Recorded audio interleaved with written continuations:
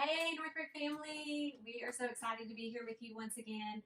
Today is the day, March 21st, that we had planned to come together for a training. And obviously, that's not happening, but we're still going to pull together and we are going to make a training and get it to you virtually for you to learn about our policies and procedures.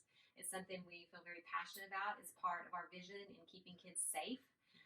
These ladies have been joking that I'm the hammer and I need to put down the hammer so that everyone knows how important it is that they are familiar with these policies and procedures. So you can just call me the hammer. No. But in all seriousness, like we do want to just really let you know how passionate we are about this, how important we feel it is for you to take responsibility and from being familiar with the policies and procedures. We sent those out in an email recently. We need you to read those and make sure you agree with everything in there. And if you have any questions, we want to answer those questions. If you have any concerns or just anything you want to talk about with that, we would love to. But we do want you to make sure you read them. And that is something that you sign off on, that you have read them and agreed to them. And so that is just really important that you commit to reading it and sign off on it, that you have read it and understand our policies and procedures. And then we are going to use this time to go through those a little bit with you also. Okay, so you have received an email with the Northbrook Church, our children's ministry policies and procedures, and this is what the first page looks like, but it's a 23-page document that we need you to read through that you'll sign off on. And today we're just reviewing the highlights with you. Yeah, so you probably received a lot of emails from us about different things that we need from you before we can launch as the kids ministry. Biggest thing is ministry safe training. You should have received an email about that, background checks, and as well as the ministry applications. So those applications are actually going to be turned in to us. We'll include our email addresses in the email that we're sending out for you to return that. Now, I know some of you guys on the bottom, you have to sign it. You can electronically sign it, that's great. If you can't, go ahead and print it, sign it, and actually take a picture of it and send it to us in that email. That way we have everybody's application on file. Once those are completed, you're going to be hearing from all of us about interviews so that we can interview each one of you guys for the kids ministry. Because of Corona right now, we'll be doing it over FaceTime or Zoom. Maybe one-on-one meetings, but be expecting us to follow up soon with interview times for those who've never served in kids ministry before. That's just something, a part of Ministry Safe, that we go through to make sure we have everybody trained, as well as in what capacity you're going to be serving. So that will be something coming out to you for the interviews from one of us. So another really important aspect of our ministry team is that we want to just tell you the importance of mandatory reporting. I'm just going to read what we have right here to you. At Northbrook, every volunteer serving in children's ministry is a mandatory reporter.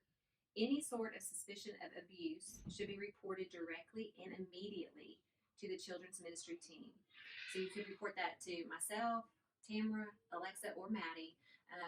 But if a child makes an outcry to you, it's so important that you let one of us know. And then we can also help with the next steps in the process. We feel very confident that it's important for you to make sure that you hear the children if they make an outcry and that we respond appropriately. So any violation of not reporting something that's said to you that needs to be reported, and we can talk more in depth about this too if you have questions, any violation of that would mean that you could not serve on the kids ministry anymore. And also, it is just being a good citizen to report child abuse. It is something that's expected of all of us. And I know it's a heavy thing to talk about. Sometimes it's a little hard and the lines can be gray, but we want to walk in a way where we serve kids with a clear conscience. And I feel very strongly about this topic. And so if at any time you have a question or you just have a concern, we are here for you and we want to help walk that with you if that should arise. And so we just want to make sure that that's something that's clear from the very beginning, that we are a ministry that listens to kids when they make an outcry and we report it, and that's what's expected. So a little bit about our volunteers and kids. The first thing is there's never a situation where we want a minor left unattended. There should always be a volunteer present with that minor. And we never want to have a situation where you as a volunteer are alone with a child. So if that ever happens, if you ever find yourself in a situation, whatever that looks like, that you're alone with a child or children, just make sure that you move to a common area where, whether it's, common area in the gym where there's runners or back to the classroom, move back into a common area or find another volunteer. So there's always 2 volunteers with kids at a time.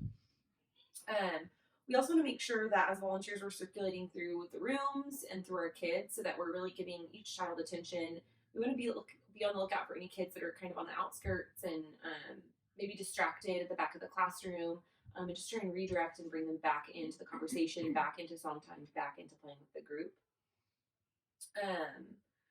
With discipline, we never want to physically discipline our children. We always want to use verbal redirection, and you can look in the policies and procedures for more detail on the steps and how we want to walk through doing that.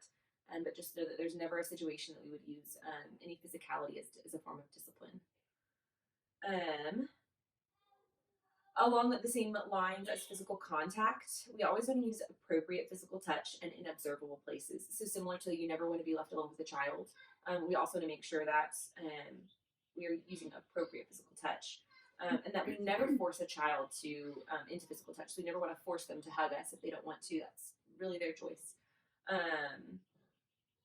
And again, in the policies and procedures, we go through a lot more detail, but just as some examples, inappropriate physical touch would include, but is definitely not limited to, kissing, spanking, tickling, holding a child beyond their liking, lingering hugs, and any touching below belt besides diapering. Lastly, we want to be really cautious with our conversations and the words we use. There is never a situation where sexually oriented conversations are appropriate, so we just want to steer clear of that as a whole. This will never be a situation within the curriculum that you'll have to discuss it either, so there really should never be a situation where we have sexually oriented conversations. Yeah, and I think if that were to come up too, I would want them to know that they can tell one of us if a child were to bring up something of that nature, and also we would want to share with the parents about that. So, we just want to have open lines of communication always about any of this with y'all, with us, but also with parents too. So I just want to make that very clear that just open communication is so important about any of these things. Mm-hmm. So switching to scheduling, many of you have already filled out the Survey Monkey that we sent out weeks ago, asking a few questions about your preference, in what age group you might like to work with, and also asking you your comfort level. I think it was 1 to 5 of working with children. We just asked some preferential questions like that to help us honor you as we scheduled you to work in our children's ministry. If you have not already filled out that Survey Monkey, it will take you less than 5 minutes. Please still do that. We are lacking. We're still in need of about 24 volunteers to fill the holes that we have to make an every 4-week rotation. And I think that it would just be a real blessing to everyone in the church if we were on a once a month rotation versus an every 3-week rotation, which is what we have right now.